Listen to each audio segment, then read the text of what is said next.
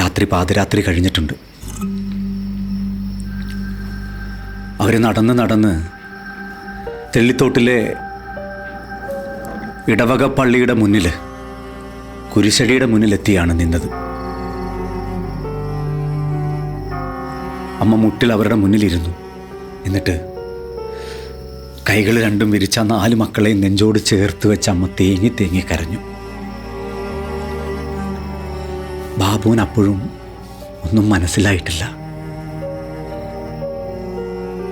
ബാബു പിന്നെയും ചോദിച്ചു, നമ്മൾ എവിടെ പോവുക അമ്മ?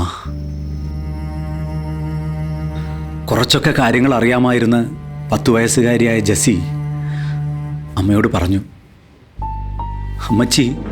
അമ്മച്ചി എന്തു വേണമെങ്കിലും പറഞ്ഞോ, അമ്മച്ചി എന്തു പറഞ്ഞാലും ഞങ്ങൾ അതുപോലെ തന്നെ ചെയ്യാം. പക്ഷെ എൻ്റെ പൊന്നമ്മച്ചി കരയല്ലേ. പക്ഷേ അമ്മയ്ക്ക് കരച്ചിലടക്കാൻ കഴിഞ്ഞില്ല.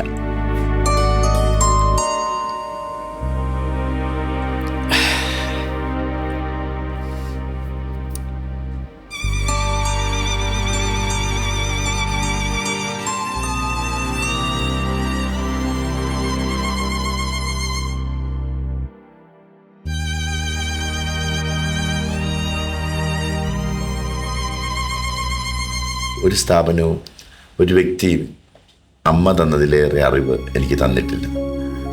അതുമാത്രമല്ല, അവർക്കുണ്ടായിരുന്ന വീക്ഷണത്തിനോ ധൈര്യത്തിനോ ചങ്കൂറ്റത്തിനോ ഒന്നും ഒപ്പം എത്താൻ ഈ 51-ാം വയസ്സിലും എനിക്ക് പറ്റത്തില്ല.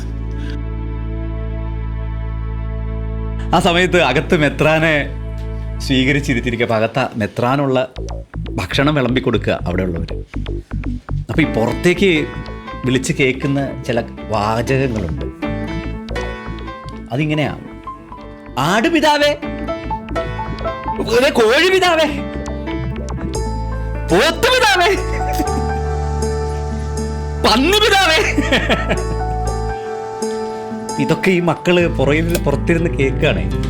ഈ ആടുപിതാവും പോത്തുപിതാവും ഒക്കെ ഇത്രയും വിഭവങ്ങൾ ഇതിൻ്റെ അകത്ത് വിളമ്പിയിട്ടാണ് ഇവർക്ക് ഈ സ്നേഹവിരുന്ന് ഈ ചെറിയ പൊതിയിൽ കൊടുത്തിരിക്കുന്നത്.